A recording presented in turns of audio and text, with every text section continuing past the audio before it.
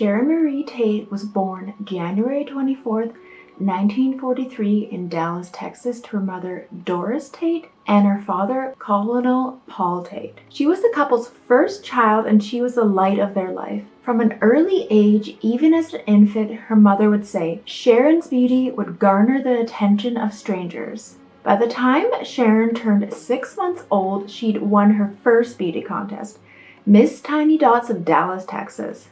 Because of her father's position in Army intelligence, the family moved frequently across the United States and Europe.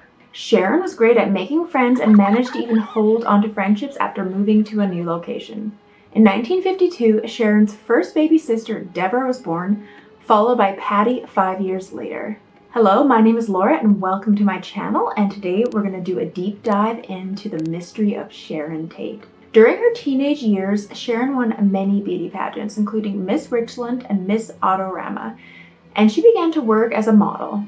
In the spring of 1960, she graced the cover of Stars and Stripes, and this was an American military newspaper. 2 years later, in 1962, Sharon's father would be reassigned to Italy, and the family was forced to move yet again. Sharon began attending Vicenza American High School, where she was a star on the cheerleading team.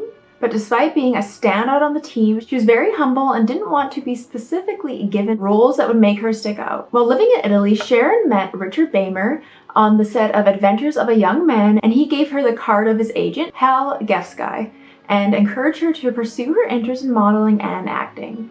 Sharon and some of her friends would end up being made extras in a movie that was being filmed in Italy. Barabbas and Sharon made such a great impression on Anthony Quinn and Jack Palance, the stars of the film, and whenever there was a production in Italy, the studios would call and try to get Sharon. Sharon felt as if her dreams were finally going to be made possible when her father was transferred back to the United States. She ended up hitchhiking part of the way to Hollywood, determined to meet Hal Gefsky. When they did finally meet, Hal spoke of Sharon saying, "She was so young and beautiful that I didn't know what to do with her." Sharon started working almost immediately in Santa Fe cigarette and Chevrolet automobile commercials and also continued modeling. In between her modeling assignments, Sharon also worked as a Kelly Kalani wine girl and shared an apartment with fellow actress Sheila Wells. Hal Gefsky ended up introducing Sharon to Herb Brouwer, who would in turn introduce Sharon to the chairman of Filmways producer Martin Ransohoff.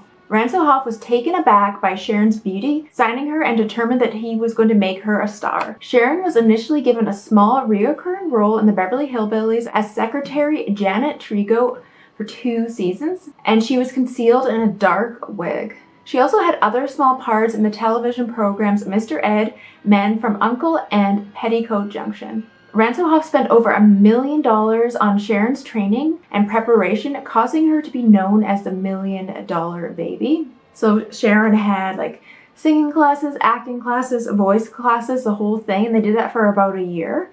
And Sharon started to desire bigger roles and began to push Ransohoff for more work. When he felt that she was ready, he began looking for work for her, and her first major audition came for the role of Liesl in The Sound of Music. And she was said to have looked too mature for the role and ended up getting passed on it. And Ransohoff would quickly find Sharon another role that would be a perfect fit for her. This was a role in the film Eye of the Devil. During this time, Sharon had begun dating Jay Sebring, a well-known Hollywood hairstylist, and she was a little upset to have to go and film Eye of the Devil, which was being filmed in France because she didn't want to leave her boyfriend at the time. Despite her hesitancy, Sharon ended up leaving for Europe to film. Sharon's character was Adele, a strange country girl that had hypnotic powers.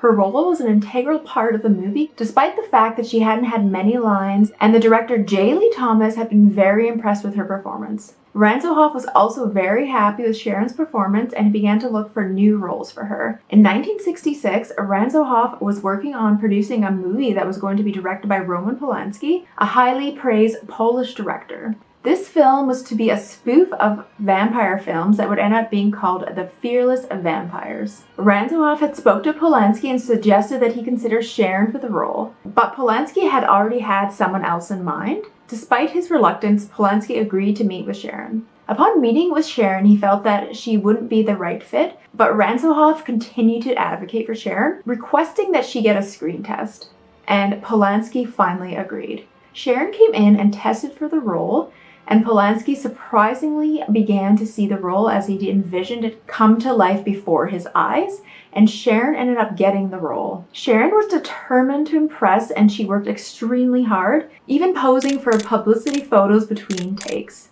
As filming went on, Sharon and Roman Polanski became closer and closer, and what began as a friendship slowly developed into romantic feelings and a relationship. Sharon was also very torn because at the time, she ended up deciding that she needed to be honest with Jay, her boyfriend back in America, and her feelings toward Polanski. The two had an honest discussion and decided to split with one condition, that Sharon let Jay meet Polanski so he could be sure that she was making the right decision. Sharon set up a meeting with Polanski and Jay, and they ended up hitting it off very well. The two continued to get to know each other, and Jay would end up remaining a family friend of the couple for years to come. So that's good that it ended up working out that way. When shooting finished on The Fearless Vampire, Sharon ended up flying back to the United States to film another movie for Ransohoff. And this film was called Don't Make Waves, and it was a beach comedy that starred Tony Curtis and Claudia Cardinale. This role was pivotal for Sharon as it gave her the opportunity to display her talent for comedy. Sharon did her own stunts in the movie, which greatly impressed the directors, cast, and crew, and Sharon became the centerpiece of the show, posing in countless publicity shoots and even having a life-size cardboard stand-ups of her as her character in Malibu. And Sharon was starting to become very unhappy in her career, feeling as if she was only being viewed as someone who could play roles where she was the blonde sex symbol. This kind of reminds me of Marilyn Monroe a little bit, and she always felt as if she was having to prove herself. I feel like that would almost be very frustrating to want to be known for being a talented actress and everyone just always judge you for her looks. She ended up being cast in another role that emphasized her beauty in Valley of the Dolls. And this movie was based on the novel of the same name written by Jacqueline Susan. The novel had broken all sales records and ended up in the Guinness Book of World Records as the fastest selling novel of all time. Sharon played one of the four main females along with Patty Duke, Barbara Parkins, and Susan Hayward. Although the movie had been highly anticipated because of the success of the book, by the time the movie was completed, the stars of the film felt that the movie was unsalvageable. The movie ended up premiering on November 14th, 1967 on a docked cruise liner in Venice, Italy, and the fears of the woman had been validated. The movie had inadvertently become a comedy, receiving poor reviews. Surprisingly, however, in later years, the film ended up becoming a camp classic of sorts and a cult classic, and was remade for both television and stage. It's funny how that is, so some movies, when they first come out, they bomb and then later they just become cult classics. There's so many movies I know like that, and there are also conventions and fan clubs dedicated to the movie. And while Sharon had been working on Valley of the Dolls, Polanski was busy making Rosemary's Baby, which was a huge hit. Sharon would visit Polanski on set often and became friends quickly with the star of the film, Mia Farrow. Mia would later speak of Sharon, saying she was like a princess in a fairy tale, as kind as she was beautiful. As 1967 came to an end, Sharon's first of 4 movies had all been released, and Playboy magazine proclaimed that 1967 was the year Sharon Tate happens. And I believe she also posed in Playboy in 1967. Roman and Sharon went back to the home they had shared in London, and in January of 1968, Polanski proposed to Sharon. Roman had been hurt in his previous marriage, causing him to avoid commitment. That had all changed when he met Sharon. Roman Polanski described Sharon as the perfect woman and as an angel. Sharon obviously accepted Roman's proposal, and they quickly began to plan a wedding in London. The two would get married that same month, with Sharon's co-star from Valley of the Dolls, Barbara Parkins, being her maid of honor. And their wedding was considered to be a mod wedding, with Sharon and Roman dressed in what would be referred to as rich hippie fashion. I actually love Sharon's wedding dress, and I was looking at photos and her hair was so pretty with all the flowers. I love how she did it. Press from London and around the world covered the wedding, with many people finding it surprising that a non-traditional couple such as Sharon and Roman Polanski would do such a traditional thing as getting married. Sharon didn't want to take advantage of the fact that she'd now been married to one of the biggest directors of all time, and she claimed that she would only do another movie for him if he asked her to. She said she wouldn't ever dream of asking him for a part. Sharon hadn't been happy with where her career was heading with Ransohoff, so she went to him to see if she could be let out of her contract. So she went to him to see if she could be let out of her contract. Ransohoff agreed, only on the condition that she would turn over 25% of her earnings for the next 4 years to him. That is like insane that someone would do that. I mean, I guess she signed a contract and there are like problems when you try to break it, but my God.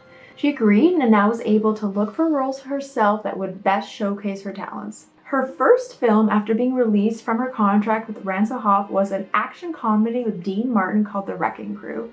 Sharon got to show off her comedic abilities once again and also impress the directors with her stunt work. Dean Martin also was very impressed with Sharon and expressed that he would love to work with her again. In late 1968, Sharon found out she was pregnant with her and Roman Polanski's child.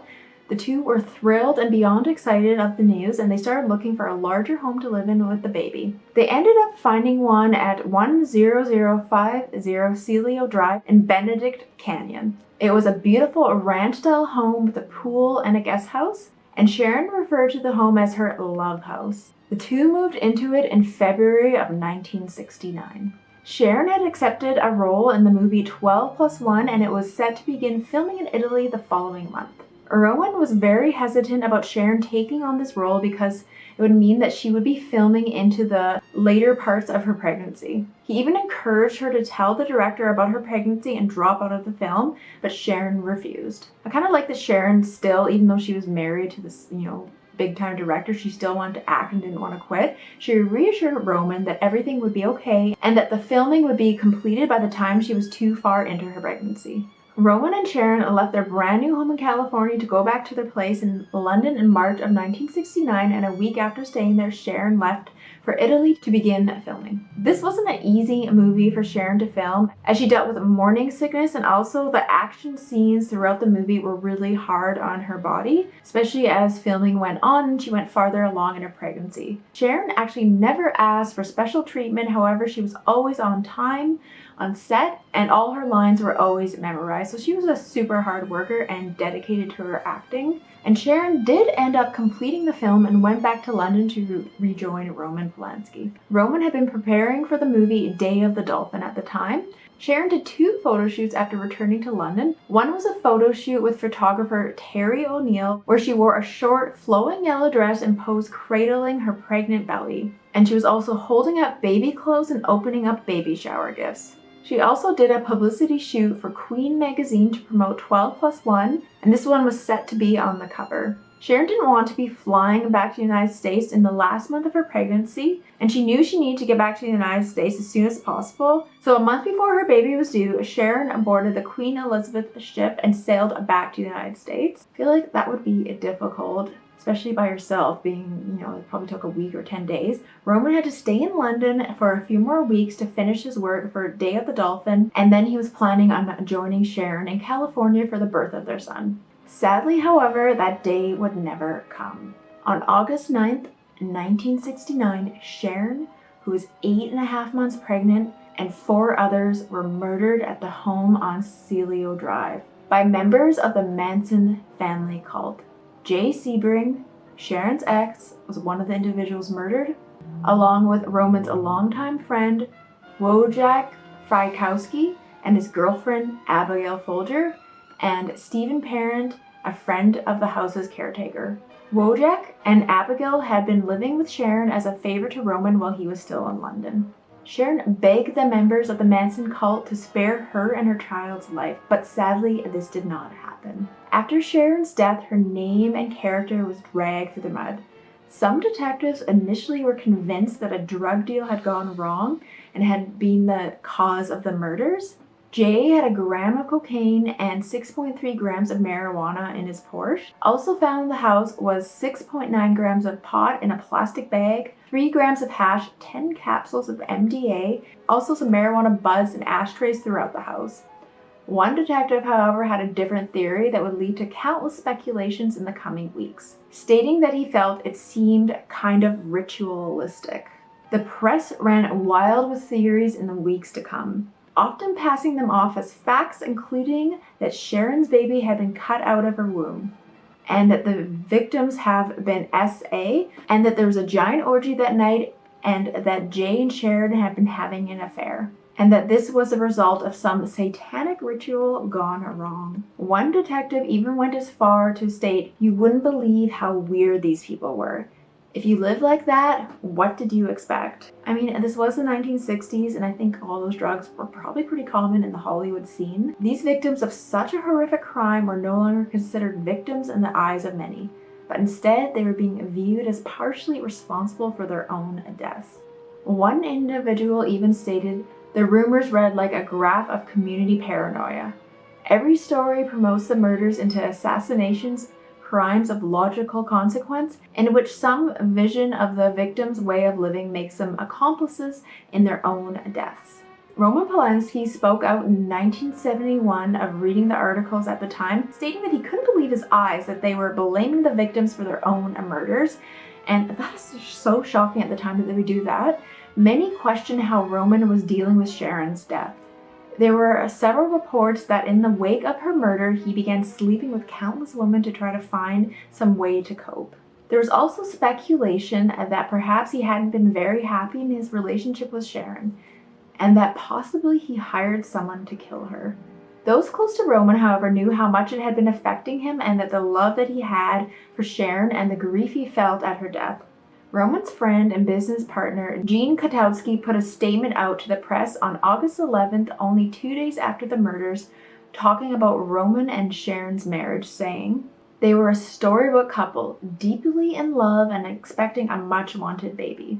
Mia Farrow would later speak of Roman at the time of Sharon's death, stating, "Of this I can be sure, of his frame of mind when we were there, of what we talked about, of his utter sense of loss, of despair and bewilderment, and shock and love that he lost." Sharon was laid to rest in a satin-lined silver casket with her unborn son, Paul Richard Polanski, in the casket with her. The only person who saw Sharon's body after it was placed in the coffin was her father, as it was a closed casket funeral. She was buried at the Holy Cross Memorial Cemetery at Baldwin Hills in Culver City. Sharon's name was all over the news, and movie distributors were eager to cash in on this, reopening Valley of the Dolls and the Fearless Vampire Killers, profiting greatly off her death and the attention that surrounded it. This just reminds me again of people profiting off of Marilyn Monroe's misfortune. I just feel like this always happens, how people are always taking advantage of women and doing this by profiting off of someone else's misfortune. I feel like it's kind of sick, to be honest. Along with the tension from the case, fear was also spreading rampant at the time. The murders at Sharon's home, along with the murder of 2 other individuals the following day, which was also carried out by the Manson cult, unknown to the public, caused people to begin to feel the need to protect themselves. Ken's sporting goods shop in Beverly Hills ended up selling 200 guns in the 2 days following the murders at Sharon's home. I mean, that would be terrifying. In the 60s, it seemed like it was an open door policy. People were pretty laid back. No one locked their doors. And then suddenly, all of a sudden, you have to be scared that someone's just going to break in and do something terrible. The fall of 1969, around 2 months after the murders at 10050 Celia Drive, members of the Manson cult were arrested, accused of stealing vehicles and burning equipment. While in jail, Susan Atkins, one of the individuals who had carried out the Tate murders, bragged to her cellmates about killing Sharon and the other individuals. It turned out that the murders of Sharon, Jay, Abigail, and Stephen weren't related to any wild sex parties, drug deals, or satanic rituals gone wrong. I mean, there's definitely something satanic about Charles Manson completely brainwashing his little cronies to go and murder someone. And for some reason, I don't know why, I always got this weird feeling when I saw those photos of Roman Polanski posing in their house next to the door with the pig written in blood, sitting in the living room next to the couch with the blood stain. There's something very disturbing about that to me personally. I mean, my gut tells me that he probably wasn't involved, but if it were me and that happened and I was him, I really don't think there's any way I'd be going back to that house posing for the press. I probably would never even be able to go near it again, so I don't know. So Sharon and her friends were a victim of a random attack and nothing else. It turns out that Manson sent his members to that specific house because it was the former home of Terry Melcher, a music producer that Manson had previously tried to get a record deal with but failed. So talk about being at the wrong place at the wrong time. Charles Manson and 4 of his followers ended up being convicted of the murders at 10050 Celio Drive, along with the murders that occurred the next day. They were sentenced to death in 1971. In 1972, when California temporarily abolished the death penalty, their sentences ended up being changed to life in prison. Susan Atkins ended up dying in prison in 2009, and Charles Manson died in November of 2017. So God, he sure lived a long time after that. The other individuals are still serving out their life sentences and have repeatedly been denied parole over the years. In the years after Sharon's death, her mother, Doris, started to fight for victims' rights. She attended the parole hearings of the members of the Manson family who murdered her daughter, and was actually the first person in California to speak at a parole hearing and give the victim's impact statement. When she passed away in July of 1992, Sharon's younger sister Patty took up the fight. When she would die at a young age of cancer, Sharon's last living sister then took up the cause and continues to fight for victims' rights to this day. Roman ended up making the movie Tess years later and dedicated it to Sharon. Sharon was reading the novel in London while they were there before she left for the United States. She had told Roman that it would make a great film and encouraged him to read it. So that's kind of sweet. He spoke in his 1984 biography of Sharon and her death, stating, "Since Sharon's death, and despite appearances to the contrary, my enjoyment of life has been incomplete. In moments of unbearable personal tragedy, some people find solace in religion. In my case, the opposite happened. Any religious faith I had was shattered by Sharon's murder. It reinforced my faith in the absurd." In 1989, 20 years after Sharon's death, Roman ended up getting remarried to French actress Emmanuelle Seigner. The couple has 2 children together, Morgan and Elvis. And I thought it was a little creepy, to be honest. I looked at pictures of Emmanuelle, and she does kind of look like Sharon, and she was so much younger than him. She could almost be his daughter. It was kind of, I don't know, it left a weird feeling. I just don't know what to think of him, to be honest. Despite learning the truth about Sharon's death and the randomness of it all, it didn't change the view of her to many people. In some people's eyes, the damage had already been done, and she would never be that beautiful blonde star that she'd once been. I mean, I feel like, I don't know if that's entirely true. I know a lot of people really idolize Sharon, and they feel like obviously she was taken too soon. Sharon's sister Patty spoke of her sister's death, saying that she hated that her sister's beautiful name is forever now linked to Charles Manson. Which is true. It's really kind of disappointing, and I can understand why that would be so frustrating for her sister. Let me know in the comments below what you think. Do you suspect anything in terms of foul play when it comes to Roman Polanski? Do you think he was involved? Just curious in the comments below, and thank you for watching, and don't forget to subscribe, and thank you all my new members who joined. Alright, I'll see you guys again soon. Bye.